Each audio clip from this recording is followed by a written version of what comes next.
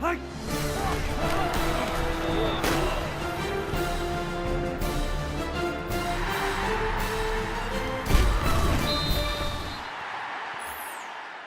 the Opupco Studios in Oklahoma City, this is an OSU update with Gina Mizell. I'm Jenny Carlson. Gina, a couple weeks ago, Brandon Weeden and the Heisman, nobody was even talking about it. Now, the guy may be the front runner. What in the world happened? Well, two things have happened. First of all, he's had two great games, and he's kind of had two different types of games. Obviously, he's put up big stats against Kansas State and Texas Tech, but you watch that Kansas State game and he leads them back 2 touchdowns in the last 5 minutes to help win that game. And then against Texas Tech, he just shredded that defense. Didn't matter that the wind was blowing, gusting 40 miles per hour. Didn't matter anything that he was able to do that. And then you combine that with what Andrew Luck did not perform that well against Oregon. I mean, I don't think you can say that he's the reason they lost that game, but he certainly didn't win it for the Cardinals. So you combine all of that, and Weeden's are all of a sudden, shifted up to maybe that #1 spot, and this might not be Andrew Luck's award to lose anymore. You talked to Chris Houston, who runs the HeismanPundit.com site, and he's seen a lot of Heisman races. What does he say has to happen these last 3 weeks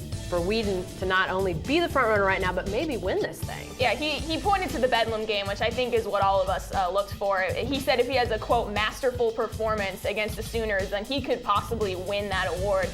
He said that Heisman voters tend to look at 3 different things. They look at stats, which obviously anyone that's in the race and in contention right now has the stats to win the award. They look at big performances in big games, which that's kind of where the scale is shifted towards Weeden against Luck in the past couple of weeks when you look at Luck's performance against Oregon. And also you could probably look at his performance against USC as well. And then the interesting thing that he said he looks at is that intangible. And if it's, that if they capture the essence of the college football season. He kind of compared it to when there's a song of the summer, that there's kind of that player that just captures what this college football season is about. And if Oklahoma State goes to the national championship game, caps off this magical season, who else is better to win the award than Brandon Weeden if you look at just what this college football season was about? Who knows what we'll be talking about in a week or two with this, but Right. Thanks, Gina.